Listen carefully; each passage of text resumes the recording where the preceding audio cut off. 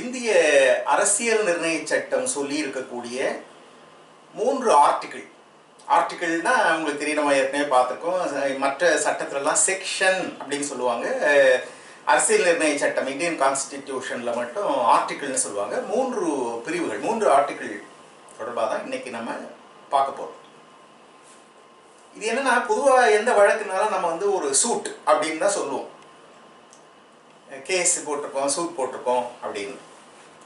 சில சமயங்களில் பெட்டிஷன்ஸாக வரும். இப்போ பார்க்க போகிறது ரிட் ஜூரிஸ்டிக்ஷன். இது பெட்டிஷனாக வரக்கூடியது. ரிட் என்றாலே ஆணை அப்படின்னு தான் பொருள்.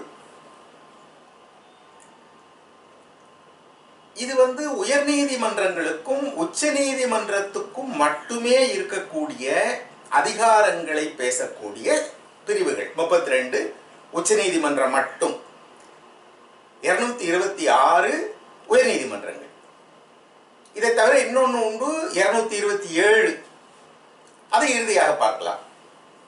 முதல்ல இந்த ரிட்டுனா என்ன, மற்ற வழக்குக்கும் இதுக்கும் என்ன வித்தியாசம்? எல்லா வழக்குமே, உரிமை தொடர்பான வழக்குகள் எல்லாமே சிவில் சூட் என்று வந்துவிடும். சிவில் உரிமைகள்னு தான் பேசுகிறோம். எல்லாமே சூட்டில் தான் வரும். ஒரு 2 நபர்களுக்கு இடையில் வர பிரச்சனை, பக்கத்து வீட்டுக்காருக்கு வர பிரச்சனை, வாங்கின பணத்தை கொடுக்கலன்ற பிரச்சனை, குடும்ப பாகப்பிரிவின பிரச்சனை, மனமுறிவு பிரச்சனை, எதுவாக இருந்தாலும் இந்த சிவில் வழக்குகளில் வந்து சேரும். இந்த ரிட்டு வந்து இதற்குள் எதற்கும் அடங்காத நிலையில் நீதிமன்றத்தை அணுகக்கூடிய ஒரு முறை. அதனால்தான் இந்த ரிட் ஜூரிஸ்டிக்ஷனுக்கு பெட்டிஷன் எழுதும்போது without having any alternative remedy என்று எழுதுவார்கள். எங்களுக்கு வேறு விதமான அணுகுமுறைகள் இல்லை. சூட் ஃபைல் பண்ண முடியாது. சில இடங்களில் அவங்க டிபார்ட்மெண்ட்டுக்குள்ளேயே கூட போய் அப்பீல் பண்ணுவாங்க. சில செக்ஷன்ஸ்க்கு மேலே அப்பீல் போய் அதுக்கு மேலே நீதிமன்றத்துக்கு வரக்கூடிய வாய்ப்புகள் சில இடங்களில் உண்டு. அப்படி எதுவுமே இல்லை எங்களுக்கு என்று சொல்லக்கூடிய நிலையிலேயே அணுகக்கூடியது தான் இந்த ரிட் மனு. எல்லாவற்றுக்கும் ரிட்டு ஃபைல் பண்ண முடியாது. அதனால்தான் இதை சிவில் ஜூரிஸ்டிக்ஷன் என்றாலும் கூட இதை வந்து ஸ்பெஷல் என்று சொல்லுவார்கள், அல்லது எக்ஸ்ட்ராடினரி என்று சொல்லுவார்கள். எக்ஸ்ட்ராடினரி சிவில் ஜூரிஸ்டிக்ஷன் அல்லது ஸ்பெஷல் சிவில் ஜூரிஸ்டிக்ஷன் என்று இது சொல்லப்படும். இப்படி இந்த ரிட் எதுக்கு வரும்? நம்ம அரசியல் நிர்ணய சட்டத்தில் நம்ம பார்த்துருக்கக்கூடிய நிறைய விஷயம், நம்முடைய அடிப்படை உரிமைகளை அரசியல் நிர்ணய சட்டம் பேசுகிறது. அடிப்படை உரிமைகள் அப்படின்னா ஃபண்டமெண்டல் ரைட்ஸ். ஃபண்டமெண்டல் ரைட்ஸ் பற்றி நம்ம பார்த்துருக்கோம் ஏற்கனவே. எனக்கு இருக்கக்கூடிய பேச்சுரிமை, எனக்கு இருக்கக்கூடிய எழுத்துரிமை, நான் எங்கே வேண்டுமானாலும் வேலை செய்யலாம், இந்தியாவுக்குள்ளே எங்கே வேண்டுமானாலும் பயணம் செய்யலாம், வசிக்கலாம், சொத்துக்கள் வாங்கலாம், இப்படி இருக்கக்கூடிய நிலை என்னுடைய வந்து ஃபண்டமெண்டல் ரைட். என்னுடைய அடிப்படை உரிமைகள் ஏதாவது பாதிக்கப்பட்டால் நான் இந்த பிரிவு 32 என்று சொல்லுகிறோமே, ஆர்டிகிள் 32 ஆஃப் இந்தியன் கான்ஸ்டிடியூஷன், இதை பயன்படுத்தி உச்ச நீதிமன்றத்தை அணுகலாம். சுருக்கமாக சொல்வதானால், உச்ச நீதிமன்றம் ஃபண்டமெண்டல் ரைட்ஸ் பாதிக்கப்படக்கூடிய வழக்குகள் என்று சொல்லக்கூடியவற்றில் மட்டும் இந்த ஆர்டிகிள் 32 கீழே ஃபைல் செய்யக்கூடிய ரிட் மனுக்களை விசாரிக்கும். இந்த இன்னொரு பிரிவு 226 என்று சொன்னேன், 226 ஆஃப் கான்ஸ்டிடியூஷன் ஆஃப் இந்தியா, அது உயர்நீதிமன்றங்கள் விசாரிக்கும். உயர்நீதிமன்றங்களுக்கு கீழ் இருக்கக்கூடிய மாவட்ட அளவிலான நீதிமன்றங்களுக்கு ரிட் மனு விசாரிக்க அனுமதி இல்லை. இந்த ரிட் மனுக்கள் பிரிவு 226 கீழ் பதிவு நீதிமன்றத்தை அணுகக்கூடிய சூழலில் 5 விதமான ரிட் மனுக்கள் பதிவு செய்யலாம் என்று நம்முடைய அரசியல் நிர்ணய சட்டம் சொல்லுகிறது. ரிட் மனுக்கள் 5 வகையானவை. 1, ஆட்கொணர்வு மனு என்று தமிழ்ல நீங்க பார்த்திருக்கலாம். அதான் ரிட் ஆஃப் ஹேபியஸ் கார்பஸ். செய்தித்தாளெல்லாம் நீங்க பார்த்திருப்பீங்க, ஆட்கொணர்வு மனு தாக்கல் என்று எழுதுவார். Habeas corpus 1. 2வது ரிட் ஆஃப் மேண்டமஸ். அடுத்து ரிட் ஆஃப் செர்ஷியோரரி, நான்காவது ரிட் ஆஃப் ப்ரொஹிபிஷன், ஐந்தாவது ரிட் ஆஃப் கோ வாரண்டோ. இந்த 5 விதமான ரிட் மனுக்கள் உண்டு. இதில் இந்த முதல் 3 ரிட் மனுக்கள் தான் நிறைய பயன்பாட்டில் இருக்கும். பொதுவாக ஆட்கொணர்வு மனு, ரிட் ஆஃப் ஹேபியஸ் கார்பஸ் என்பது என்ன என்றால், அரசு என்பது ஸ்டேட் என்று சட்டத்திலே சொல்லுவார்கள். அரசு என்பது அதிகாரிகள் உட்பட அரசு அதிகாரத்தை கையிலே வைத்திருக்கக்கூடிய எவர் வேண்டுமானாலும் இருக்கலாம். அரசு அதிகாரிகள் உட்பட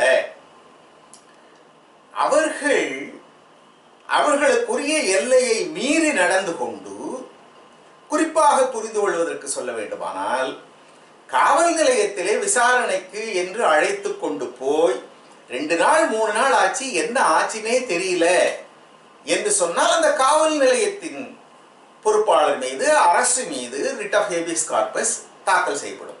உடனே அவரை நீதிமன்றத்திற்கு கொண்டு வாருங்கள் என்று அப்படி பயன்படுத்தலாம். ஒருவரை காணோம், நீதிமன்றத்திலே தகவல் கொடுக்கிறோம், மனு தாக்கல் செய்கிறோம், பல மாதங்கள் ஒன்றோடையே ஒன்றும் கண்டுபிடிக்கல, இல்லை பல நாட்கள், 1 மாதம் 1.5 மாதம் ஆகிறது, அவரை கண்டுபிடிக்க சொல்லி நீதிமன்றத்திலே அவரை கொண்டு வர சொல்லுங்கள் என்று சொல்வதற்கு ரிட் ஆஃப் ஹேபியஸ் கார்பஸ் போடலாம். இன்னொன்று கூட நடைமுறையில் இருக்கிறது. இந்த காதலர்களுக்கிடையே அல்லது திருமணமான இளம் தம்பதியருக்கிடையே கூட பெற்றோருடைய உடன்பாடு இல்லை என்று சொன்னால், இந்த பெண்ணை எங்கேயாவது கூட்டிட்டு போயிடுவாங்க. திருமணம் ஆன பின்னால் கூட அந்த பெண்ணையும் கணவனையும் பிரித்து வைக்கிறார்கள். அப்படி சூழ்நிலை இருக்கும்போது கூட 2 பேரும் மேஜராக இருந்தால் அது முக்கியம். 2 பேருமே 18 வயதை கடந்தவர்களாக இருந்தால் அவங்க கூட ரிட் ஆஃப் ஹேபியஸ் கார்பஸ் தாக்கல் செய்யலாம். அப்ப ஆட்கொணர்வு மனு என்று அது சொல்லப்படும். அவர் எங்கே இருக்கிறார் என்று தெரியவில்லை, அவரை இந்த நீதிமன்றத்திலே அழைத்து வர சொல்லுங்கள் என்பதுதான் ரிட் ஆஃப் ஹேபியஸ் கார்பஸ். அடுத்து ரிட் ஆஃப் மேண்டமஸ். மேண்டமஸ் என்பது ஒரு லாட்டின் வேர்ட். அது வி கமாண்ட் என்று பொருள்படும். இதுதான் அதனுடைய அடிப்படை. நீங்க மேண்டமஸ் என்பதை மேண்டேட்டரி என்கிற ஆங்கில சொல்லோடு கூட இணைச்சு பார்த்துக் கொள்ளலாம். கண்டிப்பாக நீ செய்யணும். இப்படி வைத்துக் கொள்ளுங்கள், ஒரு அதிகாரி செய்ய வேண்டிய ஒன்றை செய்யாமல் விட்டால் அவரை அதை செய்ய சொல்லுங்கள் என்று ரிட் மனு தாக்கல் செய்வது ரிட் ஆஃப் மேண்டமஸ். முதலில் அது தனிப்பட்ட நபர்களுக்கிடையே ரிட் ஆஃப் மேண்டமஸ் வராது. ஒரு தாசில்தார் இல்லை ஒரு கலெக்டர் உங்ககிட்ட ஏதோ ஒரு பணம் வாங்கிட்டு தரலன்னு சொல்றாருன்னா, அவர் அரசு அதிகாரி தானே, அவர் மேல ரிட்டு போடலான்னு பேச முடியாது. அது ஒரு பப்ளிக் டியூட்டியா இருக்கணும், பப்ளிக் ஆஃபீஸரா இருக்கணும், பப்ளிக் டியூட்டியா இருக்கணும். பப்ளிக் டியூட்டி இல்லாம தனிப்பட்ட முறையில சூட்டு தான் ஆகணும்.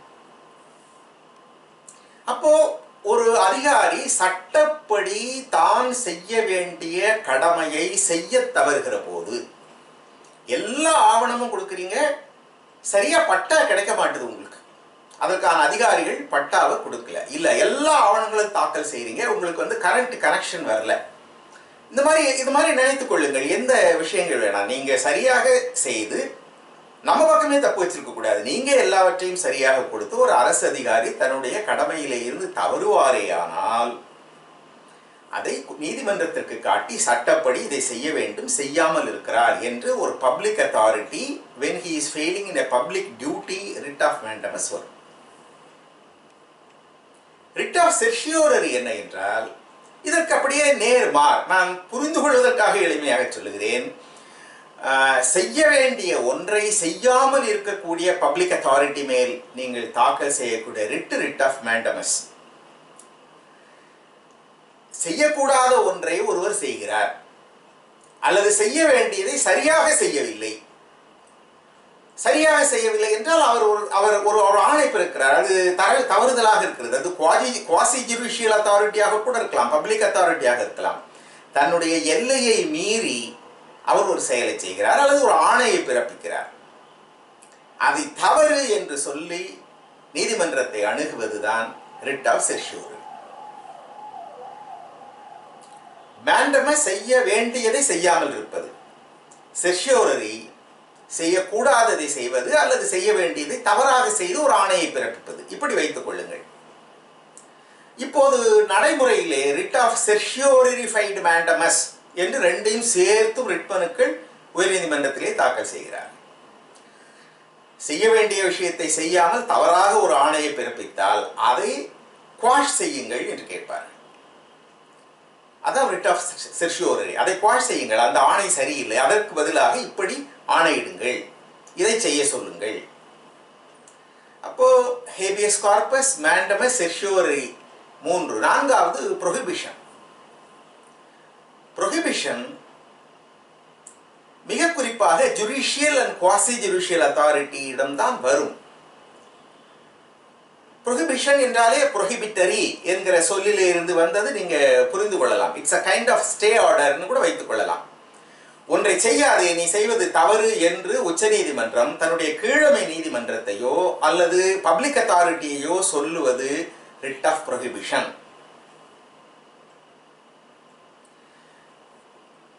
ஒரு வழக்கு நடந்து கொண்டிருக்கும் போது அப்படி கொடுக்கக்கூடிய ஆணை writ of prohibition. Writ of இறுதியாக நாம் பார்த்தது கோ வாரண்டோ என்றால் on what authority you are holding the post என்று கேட்பது ரிட் ஆஃப் கோ வாரண்டோ. நீங்க புரிந்து கொள்ளணும்ன்றதுக்காக ஒரு உதாரணம், ஒரு வேலைக்கு மேக்சிமம் ரிட்டையர்மெண்ட் ஏஜே 60ன்னு வச்சுக்கோங்க.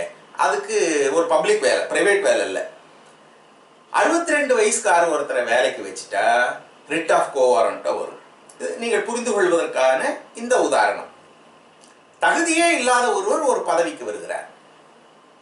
60 என்று சட்டம் சொல்லுகிறது, 62 என்பது அவருடைய ரெக்கார்ட் சொல்லுகிறது, இது பப்ளிக் போஸ்ட், எப்படி வரலாம் என்று கேட்பது ரிட் ஆஃப் கோ வாரண்டோ. அப்போ இந்த 5 வகையான ரிட் மனுக்கள் உயர்நீதிமன்றங்கள் விசாரிக்கும். இது ஆர்டிகிள் 226. 32 கீழே உச்சநீதிமன்றம் மட்டும் அடிப்படை உரிமைகளை பற்றி விசாரிக்கும். இன்னும் ஒன்று ஆர்டிகிள் 227 227. முதலில் சொன்னது 226 எல்லாம் எப்படி என்ன மாதிரி சொல்லுவார்கள் என்றால் அது சிவில் ஜூரிஸ்டிக்ஷன் அல்லது original jurisdiction, extraordinary original jurisdiction.